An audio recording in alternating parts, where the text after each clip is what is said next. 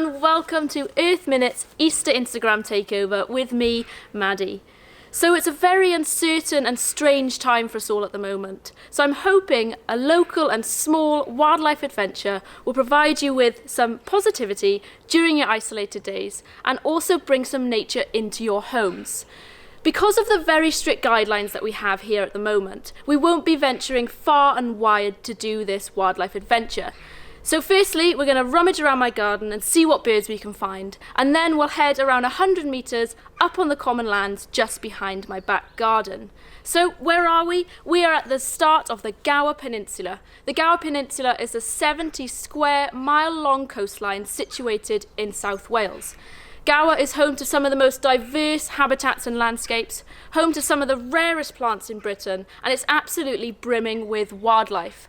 So to make sure that we don't miss any wildlife during this takeover, I have some other footage I'd like to show you from the most westerly point of the Gower Peninsula, taken down in Rhossili, the Worm's Head. So without further ado, let's get cracking and let's see what wildlife we can find.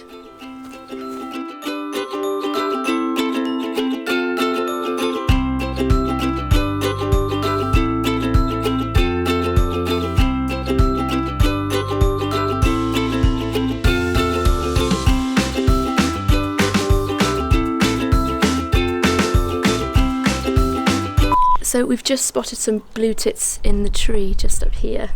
We get quite a lot of blue tits in the garden, wonderfully acrobatic and agile bird. Actually one of the first to investigate new feeders that we put out in the garden. So right about now is the time where the blue tits will be prospecting potential nesting sites and gearing up for the weeks ahead. And it's because it allows them to synchronise their breeding with the peak food availability in weeks to come. And this relates to the caterpillars.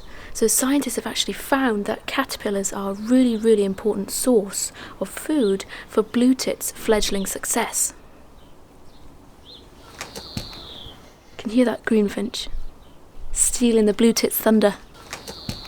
So we were just about to head out to go onto the commons behind my back garden, and we just saw a sparrowhawk with what looked like a house sparrow in its talons just underneath that tree that the blue tits were in. This magnificent bird of prey is that of a sparrowhawk. The sparrowhawk has some incredible structural adaptations that make them such exceptional hunters. Check out that curved and hooked bill. This is a beautiful and exemplary feeding adaptation. Sparrowhawks feed on small woodland birds, insects and even medium-sized mammals, and this impressive beak shape is perfectly adapted to pulling and plucking feathers. The sparrowhawk catch their prey using their long and slender talons, another awesome adaptation to catching prey at high speeds. Okay, so one more fact, I promise. The sparrowhawk also have incredible vision, a full 360 degrees in fact. This allows them to spot prey from long distances and for detecting even the smallest of movements. Those beautiful and powerful wings are short and round, allowing them to quickly retract them inwards whilst they're hunting in the woods. Their long tail gives them incredible manoeuvrability and agility too. Okay, so that was 2 facts, but we're talking about sparrowhawks here. So we ventured out around 100 metres from my back garden and we've already bumped into some house sparrows behind me. So if you've been out walking or if you have your own garden, you probably would have seen the house sparrow. They're very abundant across all of the UK and they have colonised every continent except Antarctica. So we were able to get a really nice view of both a male and a female house sparrow. So if you look at the individual on the left, you can see that it has a really nice grey cap and black bib on its chest. So this is actually the breeding plumage of a male house sparrow. And the individual on the right is a female, so she's much lighter, she doesn't have that grey cap on the top of her head, or does she not have a black bib on her chest? This black bib on a male house sparrow's chest has been subject to a long debate, and scientists aren't quite sure of its actual function. It was once thought that a larger bib size signalled status and higher social dominance within their rank, but there is doubt behind this. One thing is for sure, that the bib size of a male house sparrow does indicate their age. Oh my goodness! Hello!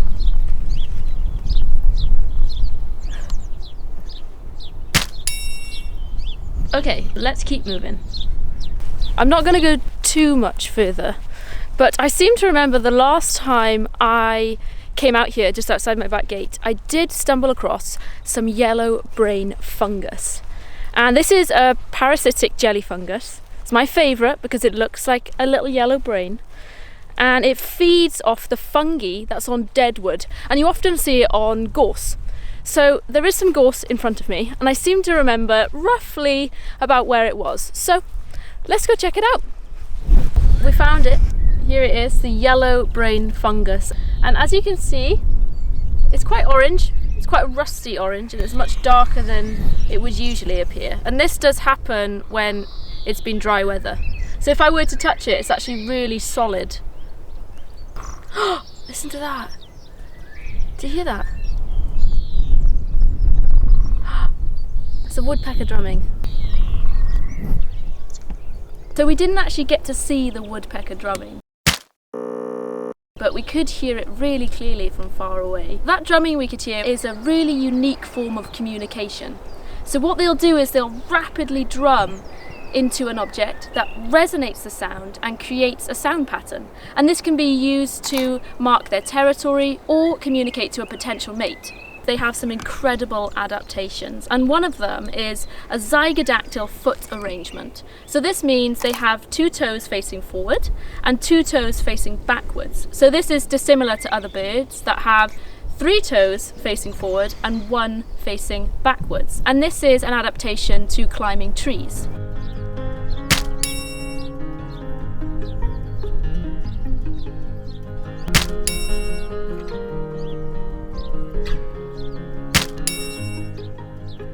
How many birds have we seen on this wildlife adventure now, folks? I did promise that I would show you some footage of the other wildlife that Gower has to offer. So if you're a little bit of a marine geek like me, you're gonna love this next part. So this sleepy one here is a grey seal. We have a resident population of grey seals at the Worm's Head where this footage was filmed, and in the UK we have around 40% of the entire world population. Their Latin name is Halicurus grupus, and this means hooked-nosed sea pig, and this refers to the Roman nose profile of that of an adult male. So this species do exhibit sexual size dimorphism. This means that the males are much larger than the females.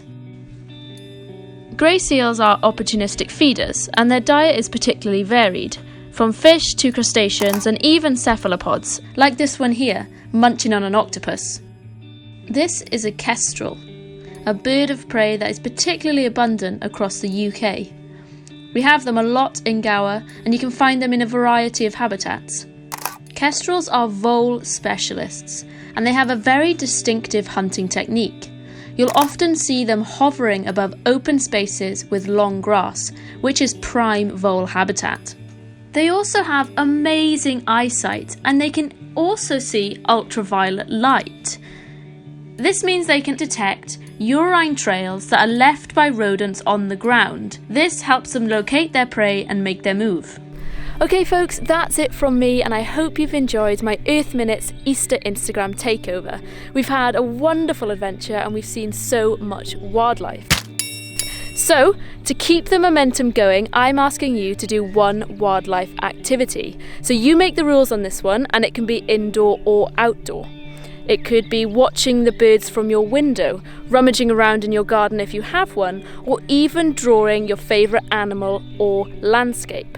All you have to do is upload your wildlife activity, tag me, Madison_wildlife, and hashtag wildlife watches. Let's get creative, and I look forward to seeing your entries. Happy wildlifing! One more thing. This takeover followed the current government guidelines, and I made sure that my wildlife watches were within walking distance of my home and utilised my 1 walk per day. If you'd like to join me on my hashtag wildlife watches, please make sure you follow the government's advice on this one.